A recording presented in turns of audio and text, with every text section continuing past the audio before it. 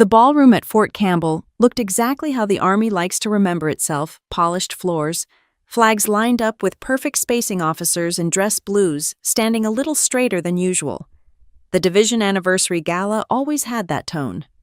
Pride, tradition, a lot of brass and a lot of speeches. My sister Lydia stood near the stage, Bronze Star, with V. Device nominee smiling like she'd been waiting her whole life for this exact lighting. The announcer called her name and the room responded the way rooms do when they believe they're watching history. Applause rolled forward in waves. A few whistles from younger lieutenants in the back. My parents were in the front row. My father retired. Major Thomas Cole, chest out, hands already clapping before the announcer finished the sentence. My mother had that tight smile she used when something confirmed a story she'd been telling her friends for months. I stayed near the back of the room, close to one of the tall, round tables no one was using. Not hiding. Just not featured. Lydia stepped up to the microphone. Her dress blues were sharp. Her posture was flawless. She had always been good at presentation. That was her job, public affairs officer. Tell the story. Shape the narrative. Make the Army look steady and strong. She began with gratitude. The division. The men and women who serve. The weight of responsibility. It was clean, practiced, confident. Then she moved into Syria. On that night, she said, steady and measured, when our convoy was hit and our leadership went down, someone had to step forward. The room leaned in. She described the ambush, enemy fire from the tree line, confusion on the net, dust in the air. She talked about organizing movement under pressure, about keeping soldiers focused when it mattered most. She never lied outright. She just placed herself in the center of the story. My father stood before the applause even started. That's his thing, he likes to set the tempo. My mother followed, dabbing at her eyes like she'd just watched a national anthem at a playoff game. Around them, other families stood too. I didn't, Lydia continued. We don't choose the moment, we just respond. There it was. The line that would end up in every local news article by morning. A slideshow lit up behind her deployment photos, a few grainy stills from convoy footage. Nothing classified. Just enough to look real. One image froze on the screen. A dusty road. A silhouette by a vehicle. It wasn't her, but from the angle it could pass. The announcer returned to the microphone and read the citation draft for her Bronze Star with V. The language was formal, careful, heavy, with words like valor and decisive action under fire. It referenced maintaining cohesion during enemy contact and supporting the safe extraction of wounded personnel. Supporting. That word stuck. I remembered the radio call from that night. Cole, you're in charge. Clear, direct, no hesitation. The ballroom filled with applause again. Lydia nodded slightly, like she understood the weight of what she was receiving. She shook hands with the division commander. Cameras flashed. A few soldiers from another brigade started chanting her name as a joke, and she laughed it off gracefully. From where I stood, I could see the edge of my parents' table. My father was already leaning over to the colonel seated next to him. That's my daughter, he said. Not quietly. I caught a few glances from soldiers who knew me. Some nodded. A couple looked confused. No one said anything. The Army doesn't do public contradictions at formal events. The music picked up as the band shifted back into something upbeat. The ceremony portion moved on to other awards. Lydia stepped off stage to a small circle of officers offering congratulations. She looked different up close, less polished, a little tight around the eyes. When she noticed me near the back, she gave a brief nod. Not surprised, not nervous, just acknowledging I existed in the same room. That was enough to confirm something. At our family table later, I took the empty chair at the end. My mother reached for Lydia's hand across the table like she'd just come back from the moon. You carried the division tonight, she said. Lydia gave a modest smile. It was a team effort. My father cut in. No, that kind of leadership is rare. He looked at me briefly. Not accusing, not hostile, just measuring. You always were the steady one, he added. It wasn't clear which daughter he meant. A captain from another battalion leaned toward Lydia. That citation was strong. Promotion board will love it. She thanked him and took a sip of water. Controlled, balanced. No one asked about the full after-action report. No one asked who was listed as acting commander when our platoon leader went down. That part doesn't make it into Gala speeches. The lights dimmed slightly as dinner was served. Silverware clinked against plates. Conversations blended into background noise. I thought about the timeline from that night in Syria. Contact at 2,143. First casualty at 2,146. Radio shift at 2,148. Medevac request logged at 2,152. Extraction complete by 2,206. Facts are quiet. They don't clap. Across the room, Lydia was explaining something animatedly to a pair of majors. Her hands moved as she spoke. She had always known how to hold attention. My mother leaned closer to me. "You must be proud of her." "I'm glad everyone made it home," I answered. That seemed to satisfy her. On the far side of the ballroom, I noticed a cluster of familiar faces near one of the side walls. Soldiers from our unit. A few of the same ones who had been in that convoy. They weren't at a table, just standing together watching. One of them met my eyes briefly and gave a small nod. Not celebratory, not dramatic, just steady. The band transitioned into something slower. Couples moved toward the dance floor. The official program was done. The story of the night had already been decided. Lydia rose again to mingle with more senior officers. The Bronze Star nomination would move forward through channels. OER bullets would be written. Files would be reviewed. My father stood and raised his glass in a casual toast toward her. A few people followed. From the back of the room, the stage lights cast long shadows across the floor. Lydia laughed at something someone said and adjusted the metal ribbon on her chest, making sure it sat straight under the overhead lights. I watched the room. Not the stage.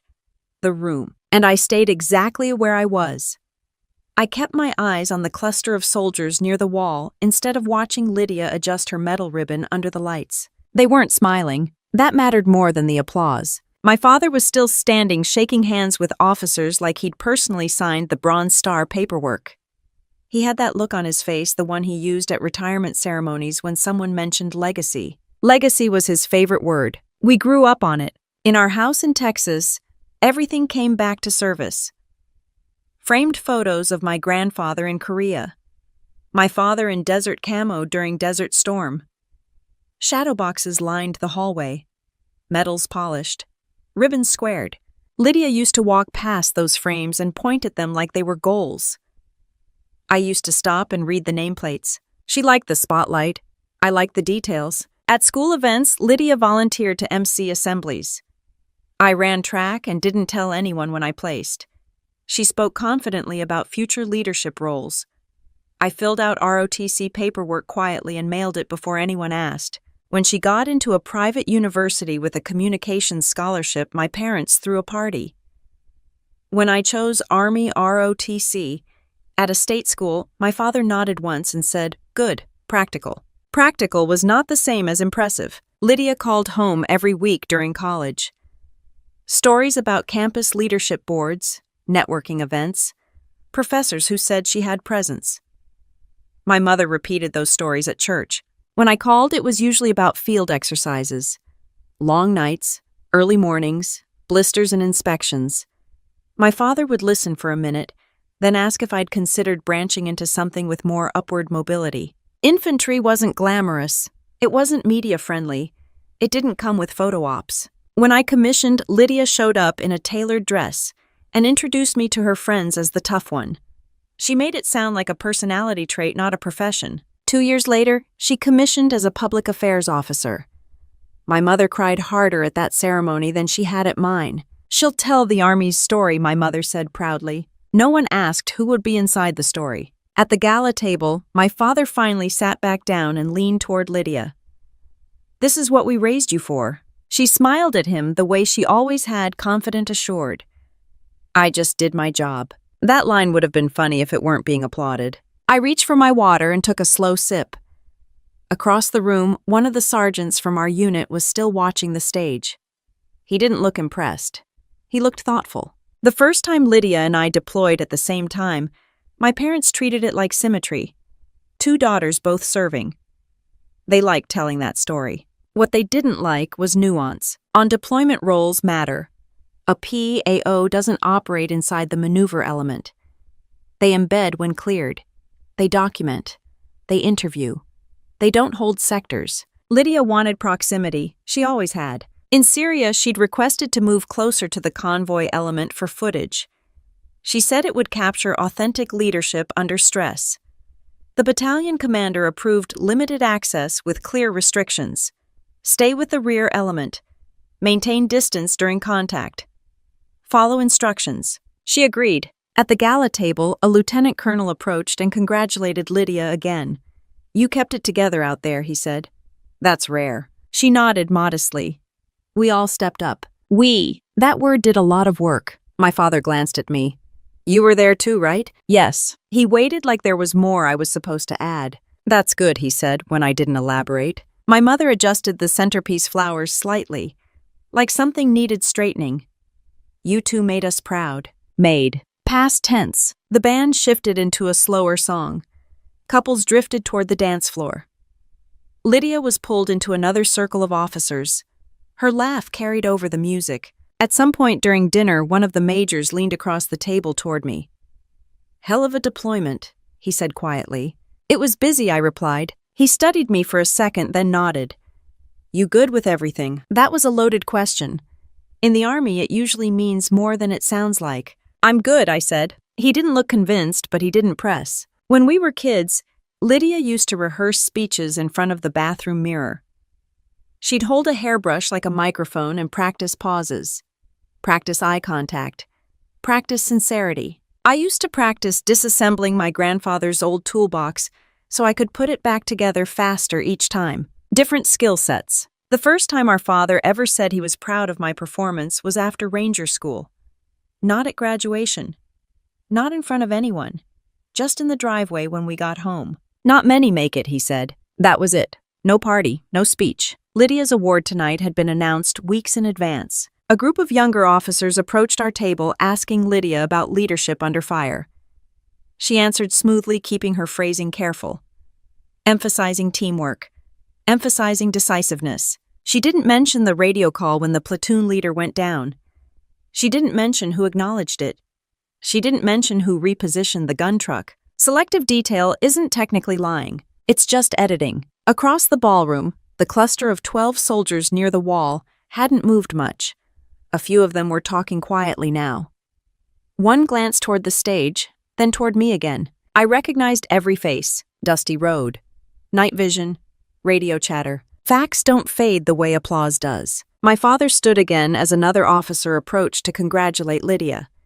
He introduced her like she'd just been confirmed for something bigger than a medal. "My daughter," he said proudly. She stepped up when it counted. The officer nodded approvingly. No one asked who gave the order to shift formation. No one asked who called in the 9 line. No one asked who stayed on the gun until the bird was wheels up. The band stopped between songs, and for a brief second the ballroom fell quiet. In that gap, I heard boots move against the floor from across the room. Not random movement, deliberate. I looked toward the wall again. The 12 weren't just watching anymore.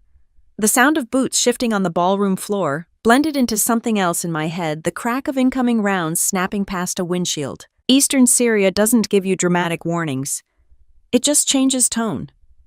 1 second, it's engine noise and routine chatter on the net. The next, it's contact. We were moving in a 3-vehicle element just after 2100. Routine partner force coordination. Nothing high profile. Lydia had been riding in the rear vehicle with the battalion PANCO. She'd pushed to be closer to the maneuver element earlier in the week. The battalion commander approved limited proximity. Not inside the stack. Not forward during breach. Observe, don't participate. That was the agreement. At 2143, the first round hit the hood of the lead vehicle. You don't hear the first shot the way movies make it sound. You feel it. The vibration through metal. The sudden change in the driver's breathing. Then the radio fills with clipped words. Contact left. The platoon leader's voice came across the net, steady but tight. Then a second burst hit heavier. The lead vehicle swerved. Someone yelled that the lieutenant was down. I was in the second truck. The moment leadership goes down, the air shifts. Everyone is waiting half a second too long for someone else to speak. Cole, you're in charge. That was over the net. Clear. No drama. Just transfer of authority. I answered without thinking. Copy. Shift right. Gun truck suppress left tree line. The rear vehicle hesitated. They were taking rounds, too. Dust was kicking up from the roadside. It wasn't a coordinated ambush with explosives and blocking positions. It was opportunistic small arms fire from elevation. Enough to pin you if you freeze. We don't freeze. I ordered the lead driver to hold position behind partial cover. Told the rear vehicle to widen spacing. We needed angles. We needed visibility. The machine gun in my truck was already up. I leaned out just enough to confirm sector. Tracers cut through the air above us. Over the radio, someone reported the platoon leader had taken a round high in the shoulder. Still conscious, but bleeding. Medic to lead vehicle, I said.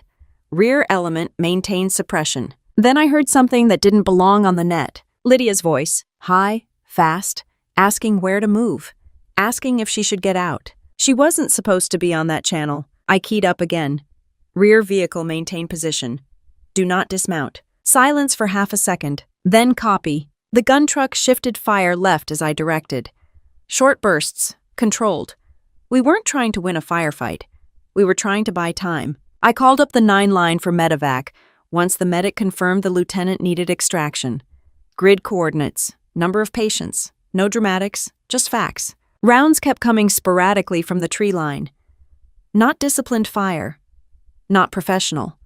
But enough to keep heads down. Rear element status, I asked. There was a pause. Then the PANCO responded, We've got one unaccounted for. I didn't have to ask who. I scanned right and caught movement behind the third vehicle. Lydia had stepped out, camera still slung across her chest. She was crouched but not behind hard cover. She was looking toward the lead truck like proximity alone would create footage worth keeping. Get back in the vehicle, I ordered over the net. No response. Another burst snapped through the air and hit dirt near her boots. She flinched, finally registering what was happening. I didn't have the luxury of irritation. I moved. I crossed the gap between vehicles low and fast, grabbed her vest, and pulled her behind the engine block of the rear truck. She was shaking, eyes wide. No injury, just shock. Stay here, I told her. Direct, no softness. Do not move unless you're told. She nodded too quickly. I left her there and went back to my sector. The medic called that the lieutenant was stabilized enough for movement.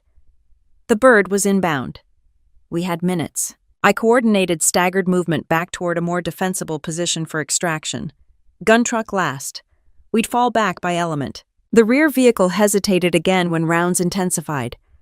I took the mic. Shift fire right. Move now. They moved. The helicopter blades were audible before visible. That low thump cutting through everything else. As the bird came in, I directed the lead element to push first. Wounded loaded. Second vehicle next. I stayed until the gun truck repositioned. Last to break contact. Standard. A burst hit the side panel near me. Shrapnel from ricochet caught my lower back. It felt like someone had slammed into me with a metal bar. No dramatic collapse. Just heat and pressure. I stayed on the gun. Once the final vehicle cleared and the bird lifted, the firing tapered off. Whoever was out there didn't pursue. Inside the helicopter, the medic pressed into my back and asked if I could feel my legs. Yes, that was the only answer that mattered. Across from me, Lydia sat strapped and pale silent. Her camera lay cracked at her feet. No one congratulated anyone. No speeches, just breathing, counting heads. Back at the forward operating base, the timeline was logged. Initial contact. Transfer of command. Medevac request. Extraction complete. Clean. No hero language. No dramatic phrasing. Just the record. Weeks later, in a ballroom full of polished medals and practiced applause, that record sounded different. In Lydia's version, she had helped maintain control when leadership faltered. In reality, she had almost stepped into open fire because she thought the shot mattered more than the sector. Facts don't resent being edited. They just wait. The first thing I remember clearly after the helicopter was the sound of a monitor beeping somewhere to my left. Not dramatic, not cinematic, just steady and annoying. Landstuhl Regional Medical Center. Has that same smell no matter how many times you pass through it, antiseptic and over-filtered air. when I tried to shift pain shot through my lower back and reminded me why I was there. A nurse noticed I was awake and asked a few orientation questions. Name, unit, location. I answered them without hesitation. How long, I asked. Almost 2 weeks, she said. 2 weeks is enough time for a story to form. My phone wasn't with me at first. That was standard. When I finally got access to it, notifications stacked up faster than I could scroll. Messages from soldiers in the unit, a few from officers, a handful from numbers I didn't recognize, and several links from my mother. I opened one of the articles. The headline read, Army officer recognized for leadership under fire in Syria. The photo was Lydia in uniform. The article quoted her describing maintaining composure when the convoy's command element was compromised. It referenced how she supported coordinated movement during active enemy contact. It mentioned her pending Bronze Star with V device nomination. My name appeared once, as part of the element. That was it. I closed the article and opened the draft citation that had been forwarded through official channels. The language was formal, careful. It described actions taken in the absence of immediate command authority. It credited her with helping stabilize the situation under direct enemy fire. It didn't say she took command. It didn't say she called the 9 line. It didn't say she stayed on the gun. But it placed her close enough to those actions that anyone reading it would assume. The tactical after-action report, the classified one, was accurate. I verified that through my chain of command once I was cleared to access it. That mattered. What didn't match was the public affairs summary and the narrative attached to the award packet. Those documents aren't classified. They're meant for broad release. They're the version families read, and that version leaned heavily in one direction. My mother called before I could process the difference. We're so proud of her, she said immediately. The coverage is everywhere. I replied. You must be proud too. I'm glad everyone made it home. She paused like she was waiting for a different answer. Your father says this is what legacy looks like. Legacy again. A few days later, Lydia walked into my hospital room in Germany. Perfect uniform. Controlled expression. You look better, she said. I'm vertical. That helps. She pulled up a chair and crossed one leg over the other. There's been a lot of attention. The battalion pushed a summary before you were conscious. Things move fast. I didn't respond. She continued. The commander needed someone to speak to the press. I was there. You were, I said. She leaned forward slightly. It wasn't about taking anything from you. It was about clarity. The narrative had to be cohesive. Cohesive. That citation draft, I said, places you at the center. It places me in a leadership role during chaos, she replied, which isn't inaccurate. The monitor behind me kept beeping at its steady pace. Did you write the narrative summary, I asked? Yes, she said evenly. That's my job. There it was. Public affairs officers draft summaries. They shape language. They frame events. That part wasn't unusual. What was unusual was how the framing shifted weight. Perception shapes careers, she added. You know that. I did. OEER bullets. Promotion boards. Command recommendations. The Army runs on documented performance. I studied her for a second. No panic, no visible guilt, just confidence. You're up for primary zone major next year, she said. This doesn't hurt you. Doesn't hurt you. Not the same as helps. Later that afternoon, a major from battalion stopped by my room. He asked how I was feeling and whether I needed anything. Is the award packet final, I asked. It's in review, he said carefully. Nothing is approved yet. Who reviewed the narrative summary? PA drafted it. Commander signed off. That made sense procedurally. No conspiracy. No backroom forgery. Just language that shifted emphasis. When Lydia left Germany a few days later, she flew back to the States to attend a local ceremony recognizing deployed soldiers. She stood on a small stage in our hometown while I was still learning how to sit up without assistance. The photos made their way online. My father shared every one. Leadership under fire, he captioned one of them. When I was discharged and cleared for limited duty, I returned to Fort Campbell with a profile and physical therapy schedule. The unit treated me the way units do when someone's been injured, direct, respectful, not sentimental. A few of the soldiers who had been in the convoy stopped by my office individually.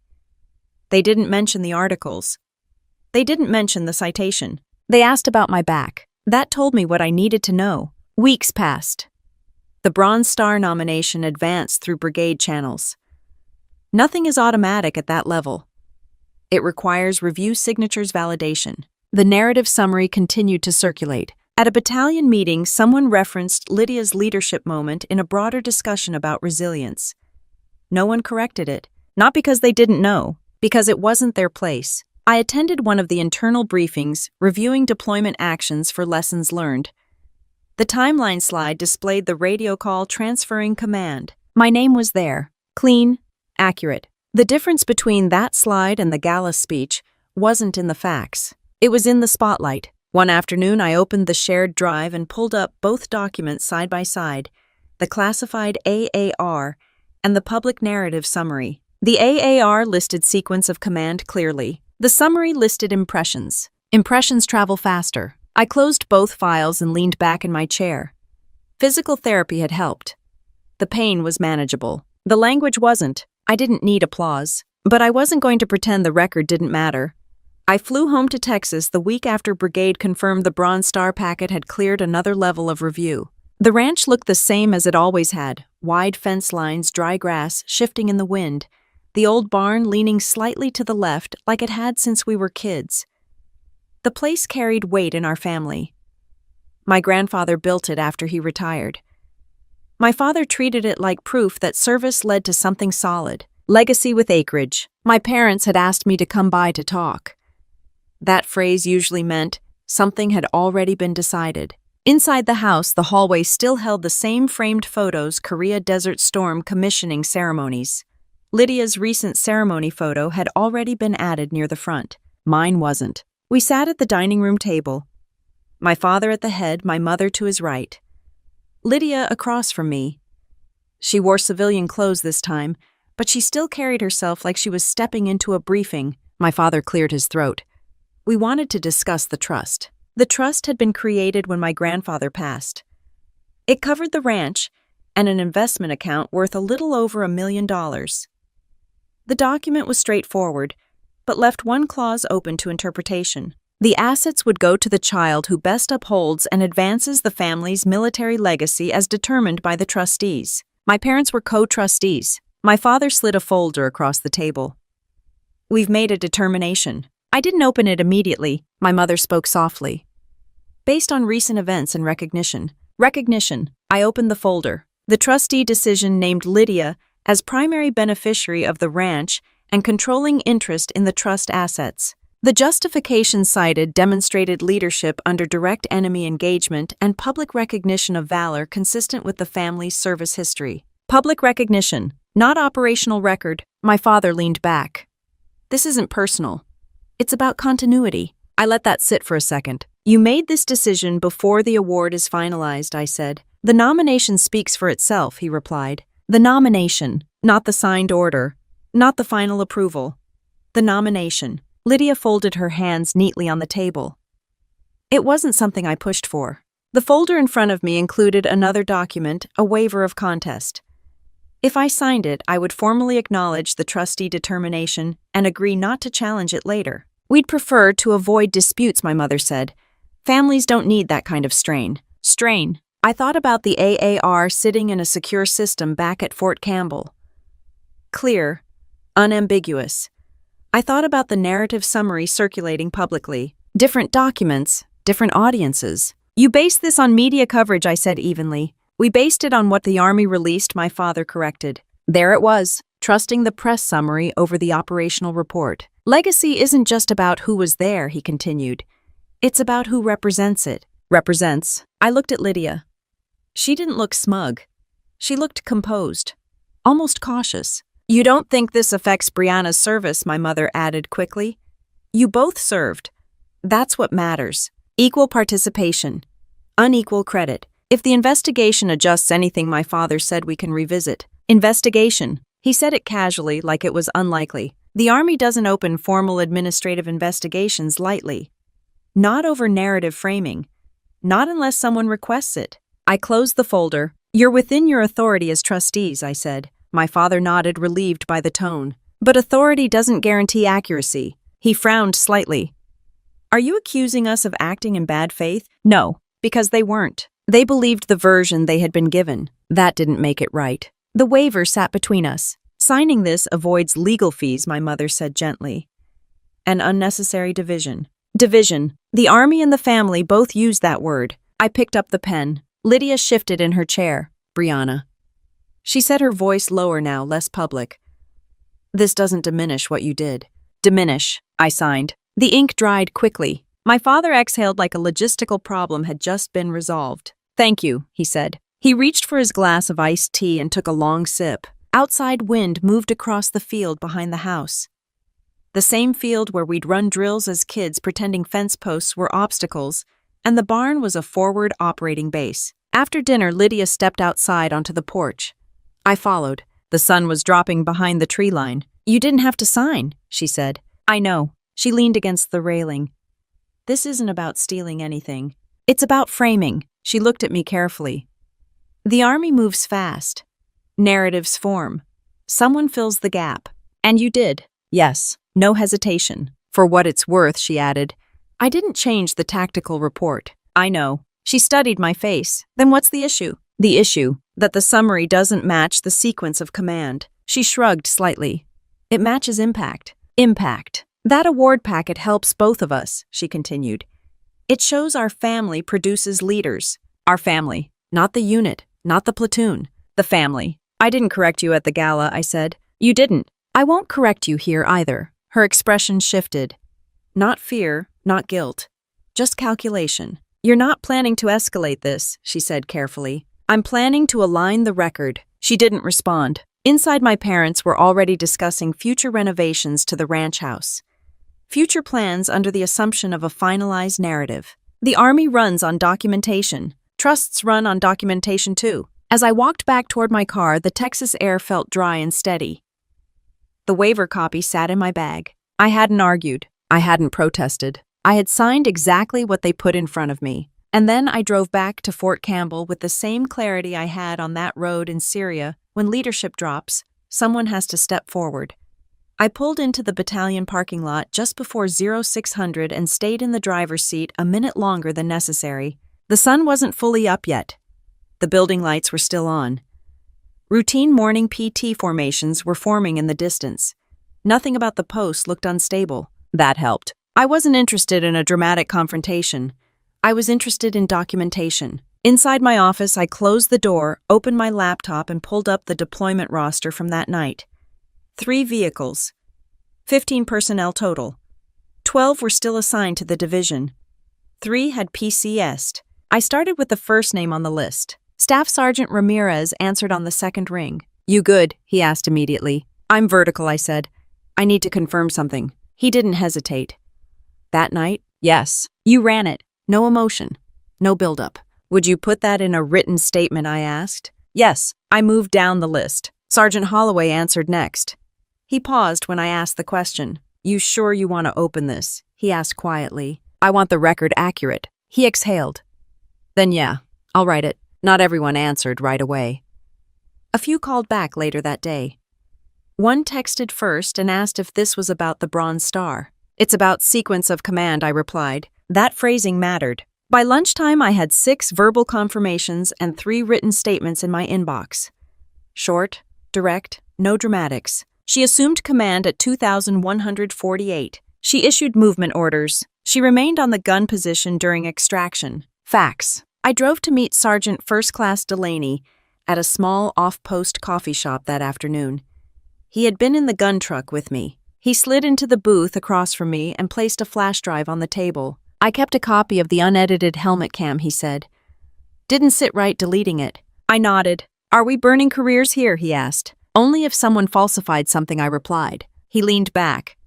You planning to go public? I'm planning to go procedural. He gave a small half smile. That's worse. Back on post, I scheduled a meeting with the brigade legal office. Jag didn't look surprised when I outlined the issue. You're not alleging tampering with the classified AAR? The captain asked. No, just narrative framing in the public summary and award citation draft. Yes. He nodded slowly. Then this falls under administrative review. AR 15-6 is appropriate. Formal investigation. Not a spectacle, not a courtroom. Paperwork. Before submitting anything, I notified my chain of command. Transparency mattered. Lieutenant Colonel Donovan listened without interrupting as I laid out the timeline. You're aware this affects both of you, he said. Yes, promotion boards are coming up. I know. He studied me for a moment. This isn't about the ranch. He had done his homework. No, I said. It's about the record. He leaned back in his chair. If you submit this, it will be formal. There will be interviews, statements, command scrutiny. That's the point. He didn't smile. But he didn't discourage it either. By the end of the week, I had 12 written statements. Different writing styles, different lengths, same sequence of events. One corporal wrote only 3 sentences. She took over. She told us where to move. She stayed last. That was enough. I compiled the documents, attached the radio transcript excerpts, and referenced the AAR page numbers without quoting classified content directly. The goal wasn't to leak. It was to align. Before filing the formal request, I sent Lydia a brief message. I'm initiating administrative review of the narrative summary and citation draft. She responded within minutes. This is unnecessary. It's procedural. You're escalating this. I'm documenting it. There was a pause before her next message. This will follow both of us. That was true. The Army doesn't separate siblings in paperwork. It lists names, ranks, actions. The AR-15-6 request went up that afternoon. Within days, I was notified that an investigating officer had been appointed. Interviews would begin the following week. Word travels fast in a brigade. By the time PT formation ended Friday morning, at least 3 officers had asked me if everything was good. That word again. Lydia requested a meeting. We met in a neutral conference room on post.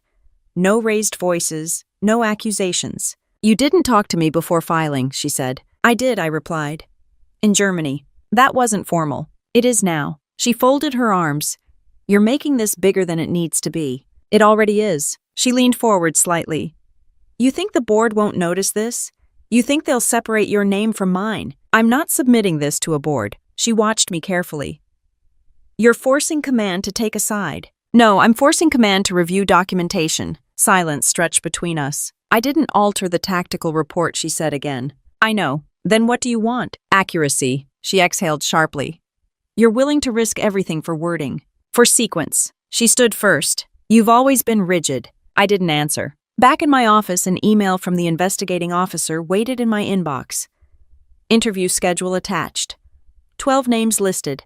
Not everyone in the unit was thrilled about it. Administrative investigations disrupt routines.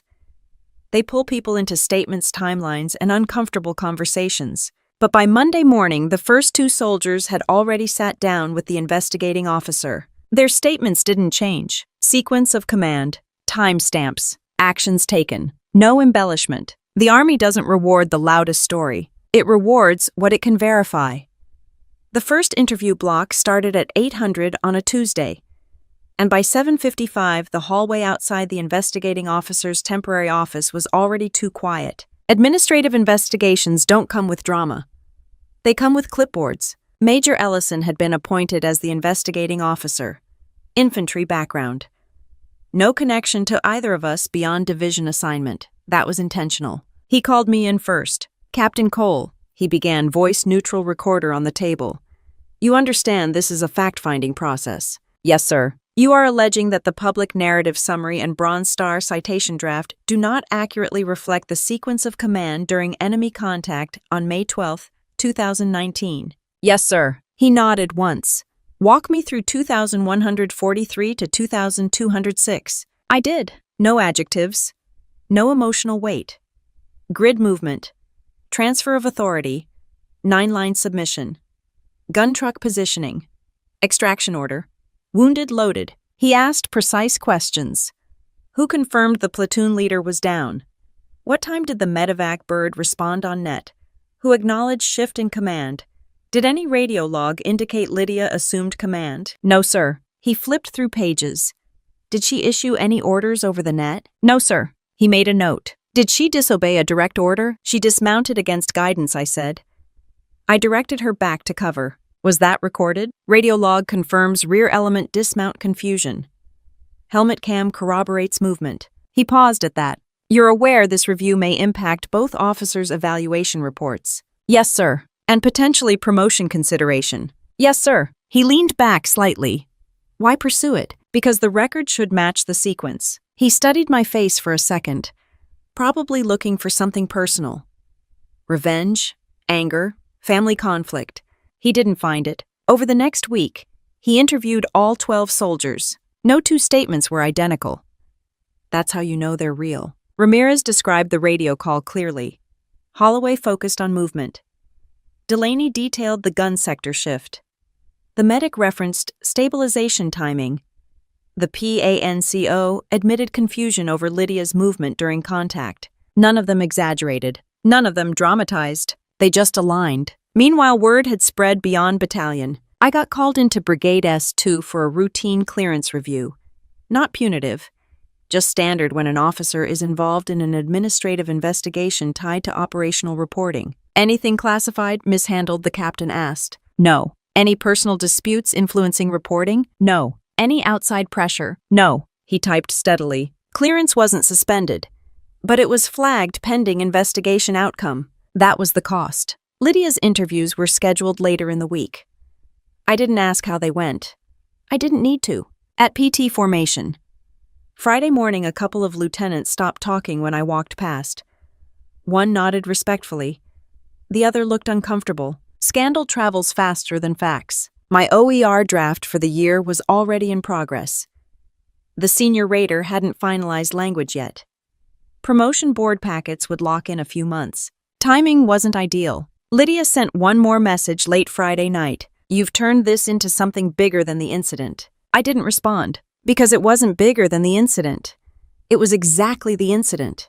On Monday, Lieutenant Colonel Donovan called me into his office. Major Ellison's preliminary findings are consistent, he said. Sir, he's recommending citation draft revision and further review of the award packet. That meant suspension. Not revocation, not yet. Suspension pending validation. The gala is still scheduled, Donovan added. Division anniversary events are planned months out.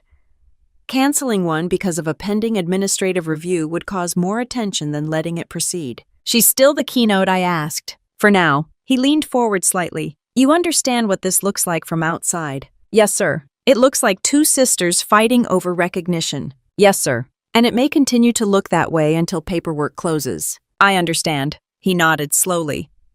You've kept this procedural. That matters. Outside his office, I passed Lydia in the hallway. She stopped. This doesn't end with the corrected paragraph, she said quietly. It ends with alignment. She shook her head. You're naive if you think command won't remember this. They'll remember the documentation. She held my gaze for a long moment. You could have let this go, she said. I could have. She walked away without another word. Later that afternoon, I received a copy of Major Ellison's interim summary. It outlined inconsistencies between the public narrative summary and the verified sequence of command. It did not accuse Lydia of falsifying classified material. It did state that the Bronze Star citation draft overstated her operational role. The recommendation suspend award processing pending final determination. That document would move upward. It would also move outward. Brigade staff officers talk. So do division planners. Even without public release, rumors begin to circulate. At home that night, my phone lit up with a call from my father. Is there something we should know? He asked. There's an administrative review underway, I said. For what? Narrative alignment. He exhaled sharply.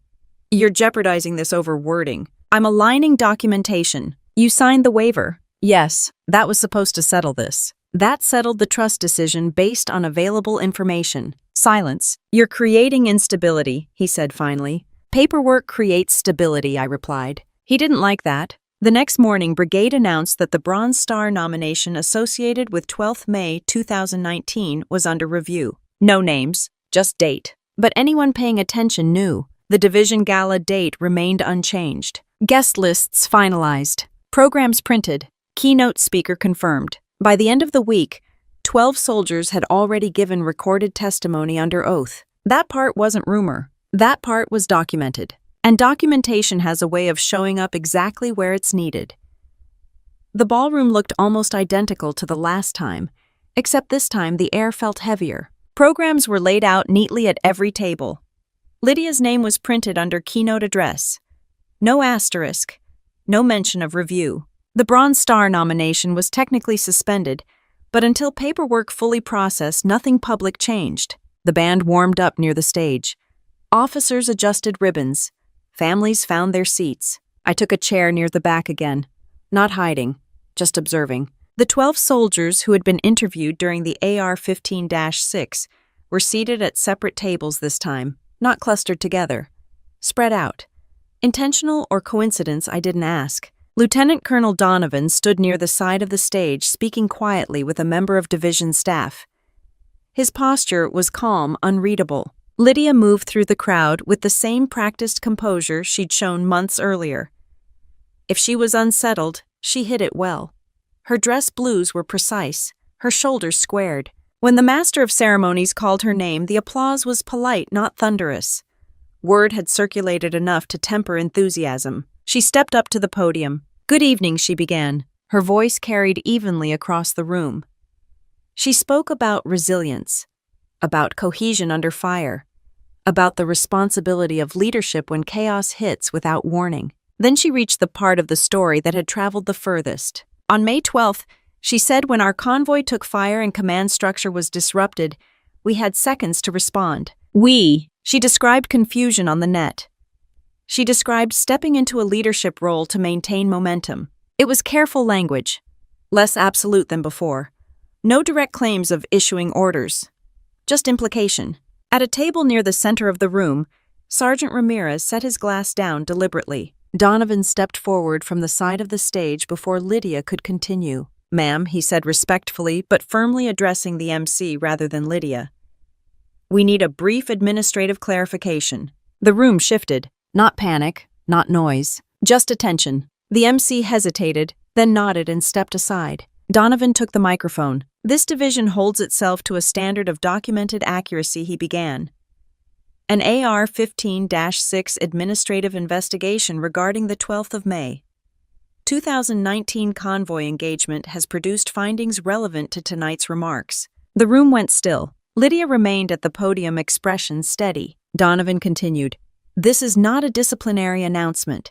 It is a correction of sequence." He gestured toward the screen behind the stage. A slide appeared.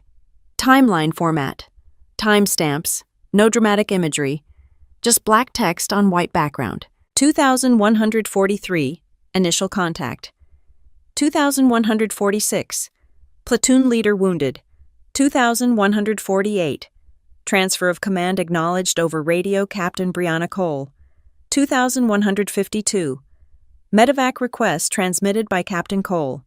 2206, extraction complete. Donovan stepped aside slightly. At this time, he said personnel present during the engagement have requested to clarify the record. He didn't call names. He didn't cue them. He didn't need to. From 3 different tables, soldiers stood. Ramirez first. "She took command at 2148, he said clearly.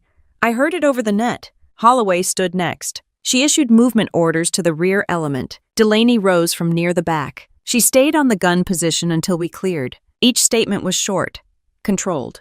No emotion layered on top. The medic stood forth. "She coordinated my access to the wounded lieutenant and called the 9 line. Across the room, heads turned slowly toward Lydia. She didn't interrupt. 2 more soldiers stood from opposite sides of the ballroom. "She pulled me behind cover." She directed staggered movement during suppression. The statements weren't rehearsed. They weren't identical. They matched the investigation summary displayed on the screen. Donovan returned to the microphone. The investigation determined that while First Lieutenant Lydia Cole was present during the engagement, the verified sequence of command placed Captain Brianna Cole in operational control following initial casualty. He paused long enough for the words to land. "The Bronze Star citation draft associated with this engagement has been suspended pending formal revision." No applause, no gasps, just silence. Lydia's hand tightened slightly around the podium edge. Not shaking, just controlled. Donovan finished evenly. "We honor service best when we honor accuracy." He stepped away. The MC hesitated again, then quietly announced a brief intermission. Chairs shifted. Conversation started in low tones. My parents were seated near the front. My father stared straight ahead. My mother's face had gone pale, but she held her posture. No one approached me immediately. Lydia stepped down from the podium without assistance. She didn't look at me as she passed. A captain from another brigade muttered something about paperwork politics under his breath. Ramirez sat back down calmly. No one cheered. No one celebrated. The slideshow remained frozen on the timeline slide. Eventually, division staff cleared the screen and resumed the program. Another award presentation followed, subdued but orderly. The Army doesn't collapse over corrections. It absorbs them. When the formal portion concluded, Donovan walked past my table. "Record aligned," he said quietly. "Yes, sir." He gave a single nod and moved on. Across the ballroom, Lydia was speaking with the colonel in low tones. No visible argument, just conversation. The program had shifted, but it hadn't imploded. That mattered. The 12 soldiers didn't cluster together afterward.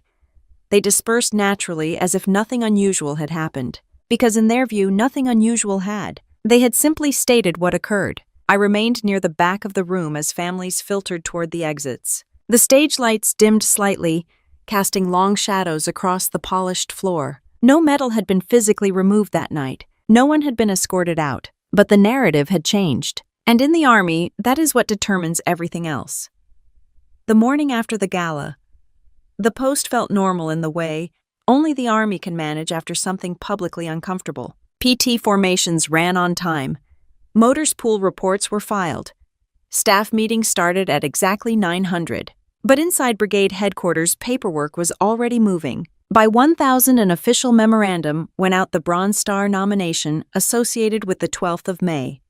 2019, engagement was formally withdrawn pending final review. That language mattered. Withdrawn. Not delayed. Not adjusted. Withdrawn. Lydia's name wasn't in the memo. Neither was mine. The Army prefers dates over people. I received a separate email from Major Ellison later that afternoon. Final AR-15-6 findings attached. The summary was precise. Verified transfer of command to Captain Brianna Cole at 2148. Confirmed issuance of movement orders and medevac request by Captain Cole. Determined that the public affairs narrative summary overstated the operational role of First Lieutenant Lydia Cole. Recommended administrative counseling for mischaracterization in citation draft. Recommended correction of official narrative summaries moving forward. No criminal language. No accusation of falsifying classified material. Administrative. Measured. Accurate. The most important line sat near the bottom. The record should reflect operational control assumed by Captain Brianna Cole during the engagement. I forwarded the memo to my raider and senior raider. By the end of the week, my OER draft had been revised to include explicit reference to assuming command under fire and coordinating casualty evacuation. That language would be seen by the promotion board. Lydia's OER, from what I was told through quiet channels, was amended as well. The bullet referencing leadership under direct enemy fire was replaced with presence during engagement in support capacity. Subtle change, significant impact. At brigade, reactions were mixed. Some officers avoided eye contact. Administrative reviews make people nervous. They imagine their own reports being scrutinized. Others treated me the same as before. No fanfare, no congratulations. That was how I preferred it. One afternoon, I passed Lydia in the hallway outside S1. She stopped. "They're issuing me a general officer memorandum of reprimand," she said evenly. I nodded. Administrative, yes. Filed locally. Not career-ending, but permanent enough to slow momentum. They're saying I exercised poor judgment in narrative framing. That's consistent with findings. She held my gaze. "You realize none of this restores what you think you lost." "I didn't lose anything," I replied. "That's not how it looks." Perception again. "I didn't pursue this for perception." She gave a short breath that might have been a laugh. "You always say that." Her promotion timeline shifted automatically once the reprimand was entered. Nothing dramatic, just slower. That's how consequences work in the Army. They rarely explode. They adjust trajectories. At home in Texas, the trust issue resurfaced quickly. My father called 3 days after the official award withdrawal. "We need to revisit the trustee determination," he said. "Based on updated documentation," I replied. He didn't like that phrasing. "The clause requires good faith," he said. "We made our decision based on information available at the time." Understood. But the narrative has changed. The record has aligned. Silence stretched across the line. "The attorney says we can amend the trustee designation if circumstances materially change," he continued. "Have they?" He exhaled slowly. "The basis for recognition did." That was enough. 2 weeks later, the trust was formally amended. No dramatic meeting. No shouting. just signatures and notarization. The ranch reverted to co-beneficiary status, pending future determination. It wasn't a victory parade. It was a correction. My mother called separately. "This has hurt your sister," she said quietly. "She hurt herself," I replied. "That's harsh." "It's accurate." She didn't argue. Back at division, the final Bronze Star approval list was published for that deployment cycle. Lydia's name wasn't on it. Mine wasn't either, and that was fine. The investigation had never recommended transferring the award to me.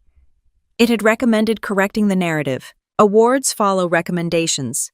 Recommendations follow command discretion. What mattered was that my official record now reflected operational command. Promotion boards don't read press releases. They read OERs and verified actions. By the time board packets locked in my file included a clear bullet referencing assumption of command under enemy contact and coordination of casualty evacuation. No theatrics, just language that matched reality. A few weeks later, Lieutenant Colonel Donovan stopped me in the hallway. "Board feedback is positive," he said quietly. "Yes, sir." "You handled this within channels." "Yes, sir." "That matters more than people realize." I nodded. Lydia transferred to another assignment at the end of the quarter. Not punitive, just reassignment. Public affairs positions rotate often. We didn't have a dramatic final conversation. We crossed paths once more in the parking lot before she left. "This could have stayed internal," she said. It did. She looked at me for a long second, as if searching for something she could still use to reframe it. "You've always believed documentation wins," she said. "It does." She got into her car and drove off without another word. The division moved on. New deployments, new briefings, new award packets. Paperwork closes. Files update. Systems reset. My promotion board results were released in the spring, selected for major. No announcement tied it to Syria. No mention of the investigation. Just a list of names in alphabetical order. That was enough. The promotion list came out on a Tuesday afternoon, buried in an email attachment like every other Army milestone. No fanfare. No music. Just a PDF. My name sat in the middle column under Infantry, Primary Zone, selected for Major. I read it once, closed the file, and went back to work. There's a strange quiet that follows administrative storms. No one brings it up anymore. No one jokes about it. It becomes a line in your file, and then the machine keeps moving. A week later, I stood in a small conference room at battalion headquarters while my rank was officially pinned. 2 colonels, a handful of officers, no cameras. Lydia wasn't there.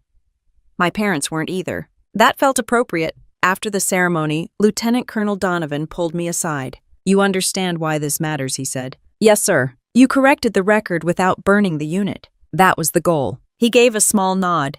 "The Army doesn't need perfect people. It needs accurate ones." Accurate. That word had carried everything. The ranch paperwork finished processing not long after my promotion. The trust attorney sent updated documents confirming co-beneficiary status had reverted fully to me based on the original clause and revised interpretation of advancing the family's military legacy. Legal language, clean, final. My father called the evening the documents cleared. "We've signed everything," he said. I received the copies. There was a pause. "You didn't have to take it back," he added. "I didn't take it," I replied. "It reverted." He didn't argue with that. "We misjudged," he said eventually. "Yes, no anger in it. Just fact." My mother tried a different angle when she called a few days later. "You could include your sister in the ranch plans," she suggested gently. "You know she's struggling." "I'm not excluding her," I said. "She's not a trustee." "That sounds cold." "It's structured." Silence. "You've changed," she said. "No," I replied. I stopped explaining. That ended the conversation. I didn't sell the ranch. I didn't move back to Texas either.